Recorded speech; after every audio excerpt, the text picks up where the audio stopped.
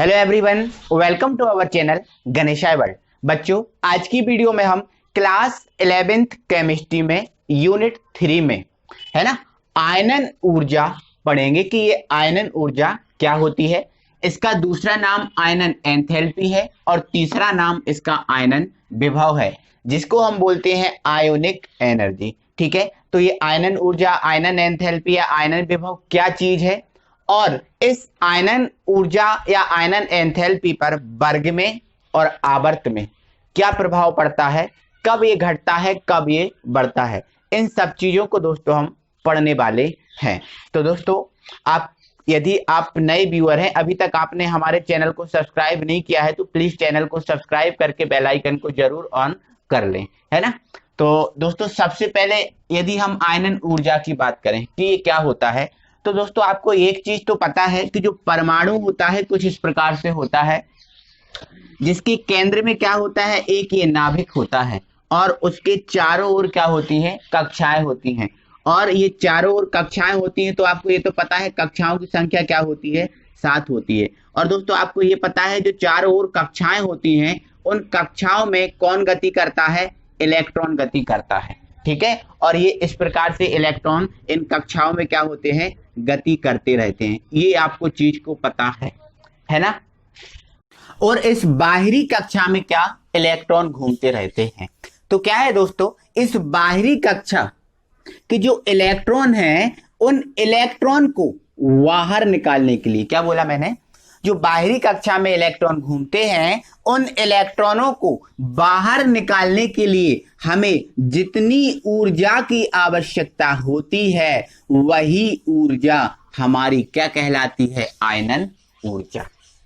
क्या, आयनन ऊर्जा। तो इसकी एग्जैक्ट परिभाषा क्या हो जाएगी, किसी परमाणु के बाहरी कक्षा से इलेक्ट्रॉन को बाहर निकालने के लिए जितनी ऊर्जा की आवश्यकता होती है, उस ऊर्जा को आयनन ऊर्जा या आयनन एंथैल्पी या आयनन विभव कहते हैं। क्लियर है, ठीक है।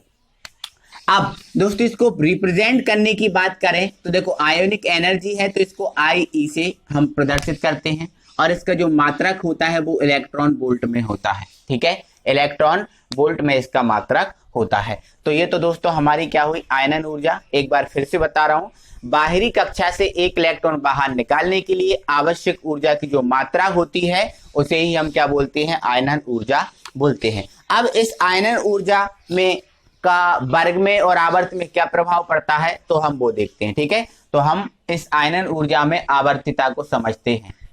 आयनन ऊर्जा में आवर्तिता क्या होती है, इसका मतलब क्या है, तो दोस्तों इसका मतलब सिर्फ इतना है कि वर्ग में और आवर्त में आयनन ऊर्जा पे क्या प्रभाव पड़ता है, सिर्फ इतना सा इसका मतलब है। तो सबसे पहले हम वर्ग में देखेंगे कि वर्ग में इसका प्रभाव क्या पड़ता है।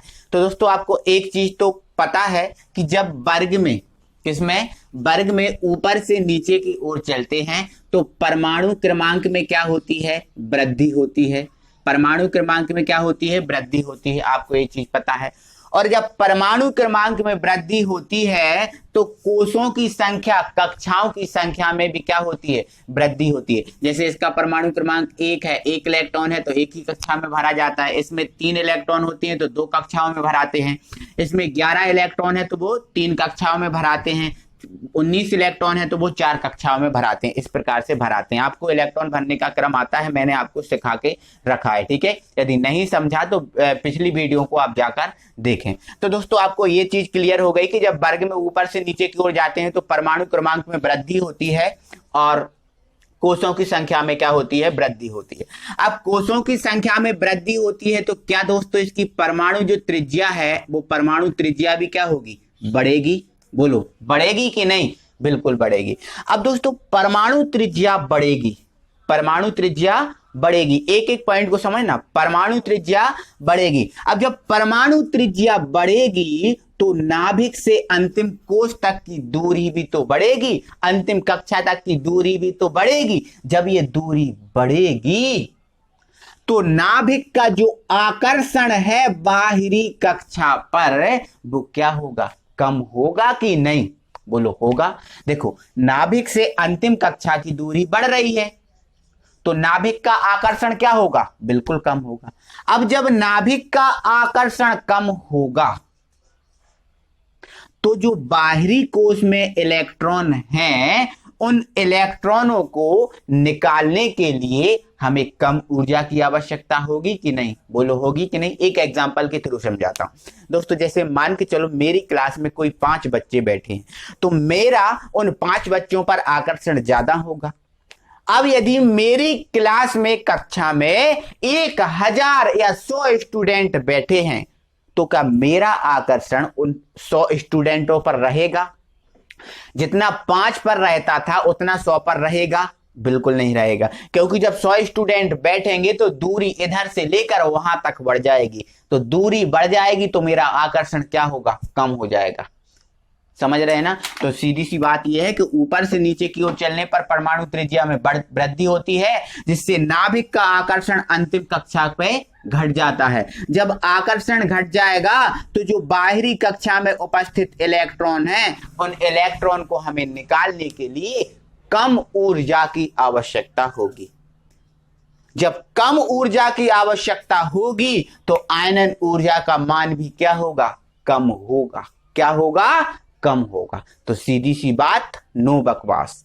वर्ग में ऊपर से नीचे की ओर चलने पर आयनन ऊर्जा का मान घटता है, क्योंकि वर्ग में ऊपर से नीचे की ओर चलने पर परमाणविक त्रिज्या का मान बढ़ता है जिससे नाभिक का आकर्षण बाहरी कक्षा पर घट जाता है।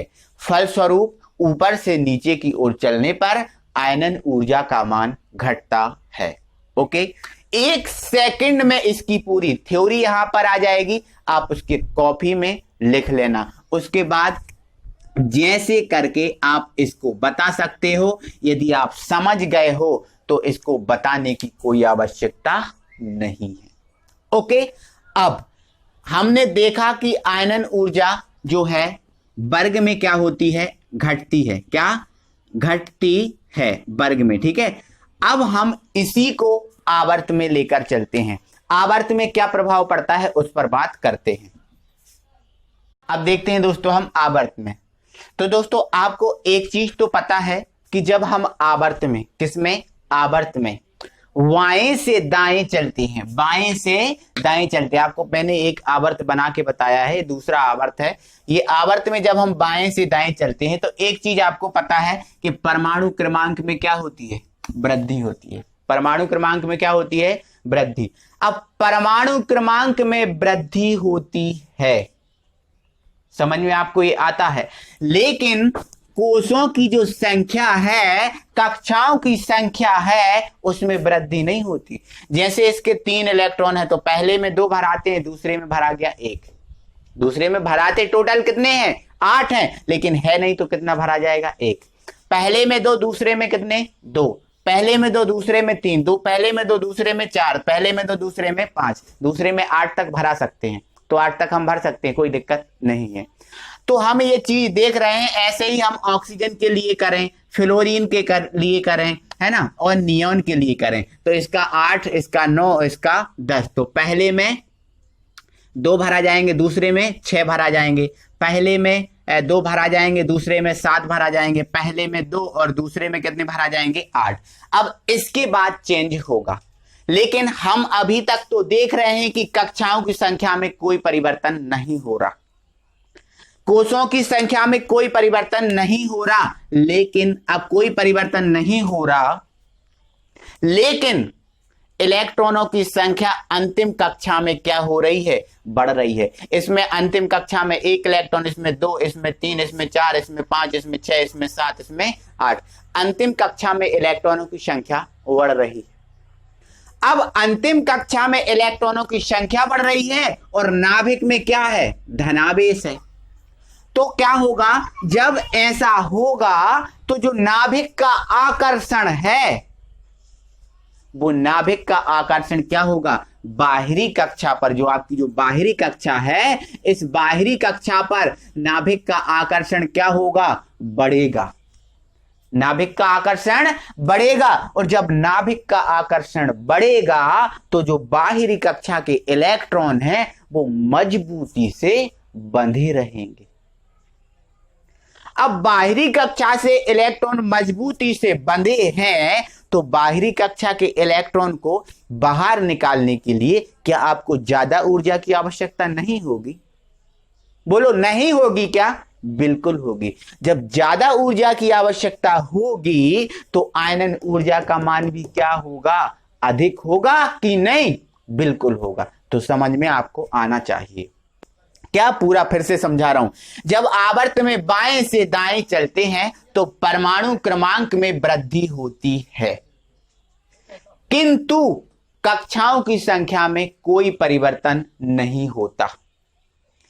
फलस्वरूप नाभिक का आकर्षण अंतिम कक्षा पर बढ़ता है, जिससे बाहरी कक्षा के इलेक्ट्रॉन मजबूती से नाभिक के साथ बंध जाते हैं, जिसे बाहर निकालने के लिए हमें अधिक ऊर्जा की आवश्यकता होगी। इसीलिए आयनन ऊर्जा का मान आवर्त में बाएं से दाएं की ओर चलने पर क्या बढ़ता है। समझ में आपको आना चाहिए। जहां पर हमें ज्यादा ऊर्जा की आवश्यकता पड़ रही है तो आयनन ऊर्जा का मान भी क्या होगा? ज्यादा होगा, और कम की पड़ रही है तो आयनन ऊर्जा का मान कम होगा। तो वर्ग में कम की पड़ती है तो कम होता है, और आवर्त में अधिक की पड़ती है तो अधिक होता है। ठीक है, तो ये कौन सा क्रम है? इसका बढ़ता क्रम है ना। तो आवर्त में जो आयनन ऊर्जा है वो बढ़ती है और वर्ग में घटती है। इस चीज को आप याद रखना। इसके बाद ये मैंने इसका स्ट्रक्चर आपको ये तो समझा ही दिया है एग्जांपल के तौर पे। बाकी इसकी थ्योरी है ना वो स्क्रीन पर आएगी, तो आप इसका स्क्रीनशॉट लेकर अपनी कॉपी में लिख लेना। तो दोस्तों आई होप कि आपको अच्छा लगा होगा, वीडियो में मजा आया होगा। तो दोस्तों आपको थोड़ा सा ही अच्छा लगा है वीडियो, तो वीडियो को दोस्तों लाइक करके अपने दोस्तों लोग को शेयर करना ना भूलें। और यदि अभी तक आपने हमारे चैनल को सब्सक्राइब नहीं किया है तो प्लीज चैनल को सब्सक्राइब कर लें और बेल आइकन को ऑन कर लें, है ना। और दोस्तों हाँ, एक बात और इम्पोर्टेंट चीज है, यदि इसमें आपको कोई चीज समझ में नहीं आती, कोई चीज डाउट में अगर है तो उसका हमें कमेंट बॉक्स में जरूर बताएं कि सर हमें यहां पर प्रॉब्लम है, यहां पर हमें डाउट है, हम उसको पूरा क्लियर करेंगे। ठीक है, तो दोस्तों अगली वीडियो में हम फिर मिलते हैं, तब तक के लिए थैंक यू वेरी मच।